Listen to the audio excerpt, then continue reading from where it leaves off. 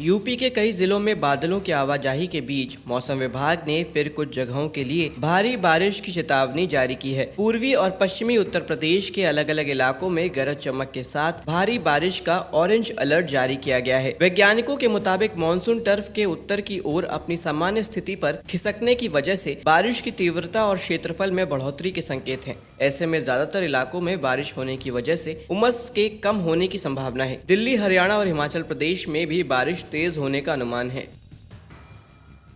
लखनऊ का दशहरी आम अब अमेरिका को निर्यात किया जा रहा है। इससे किसानों को 1 किलो आम पर 600 रुपए की बचत होगी। भारत में दशहरी का दाम 60 से 100 रुपए के बीच है, लेकिन यही दशहरी जब अमेरिका के मार्केट में पहुंचा तो इसका दाम 900 रुपए किलो हो गया। ड्यूटी टैक्स, कार्गो और एयर फेयर का दाम जोड़ने से 1 किलो आम अमेरिका भेजने की लागत 250 से 300 रुपए तक आ रही है। इस साल जापान और मलेशिया को 40 टन आम का निर्यात हो रहा है।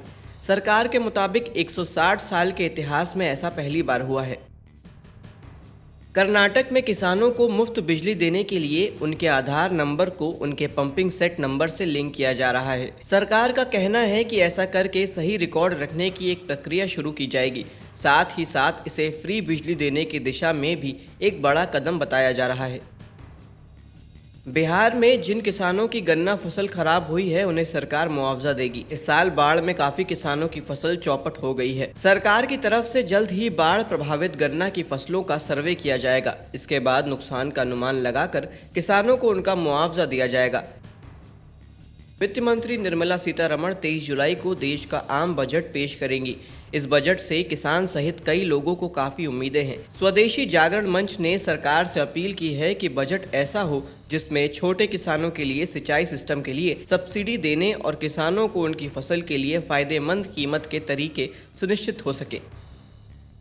बिहार के मुजफ्फरपुर में बाढ़ से कई गांवों के किसानों की सब्जी फसल बर्बाद हो गई है। कई किसानों ने कर्ज लेकर सब्जी की खेती की थी, जिससे उनकी परेशानी अधिक बढ़ गई है। लगातार पानी में वृद्धि होने से लगभग 150 से 200 बीघा में लगी सब्जी की फसल बर्बाद हो गई है। बाढ़ के पानी की वजह से परवल, भिंडी और करेला समेत 1 दर्जन सब्जी की फसल बर्बाद हो गई है। बाढ़ के कहर को देखते हुए किसान अपनी तिल, बाजरा, अरहर और मूंग की कच्ची फसलों को पानी से निकालकर पशु चारा के रूप में इस्तेमाल कर रहे हैं।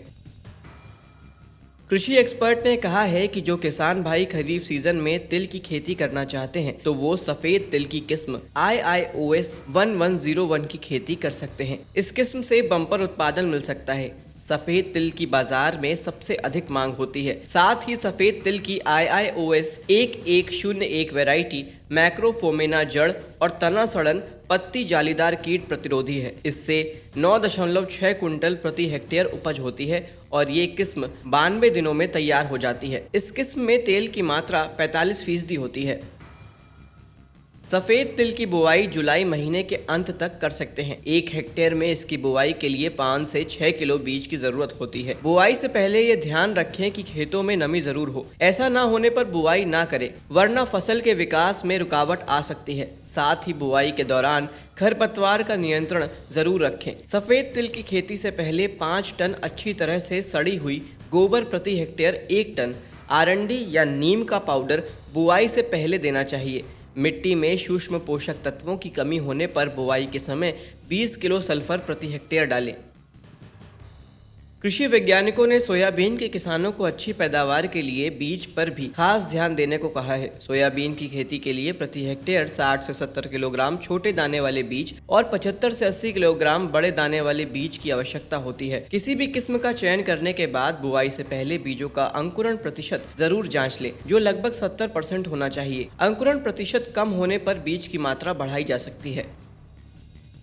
धान की फसल में कई प्रकार के खरपतवार उग जाते हैं जो उसके उत्पादन पर असर डालते हैं। उसमें मोथा, मकरा, कोदो, बनरा, कनकवा, भगरा और दूब मुख्य हैं। वहीं जलीय क्षेत्रों में जलकुंभी भी उगते हैं। इन सभी के नियंत्रण के लिए धान की फसल को 2 निकाई की आवश्यकता पड़ती है। पहली निकाई रुपाई के 20 से 25 दिन बाद और दूसरी 40 से 45 दिन बाद करके खरपतवारों का नियंत्रण किया जा सकता है। साथ ही इसमें पेंडी मिथिलीन 30% को 2.5 लीटर प्रति हेक्टेयर की दर से बुआई के 3 से 5 दिनों के अंदर पानी में घोल बनाकर छिड़काव करना चाहिए।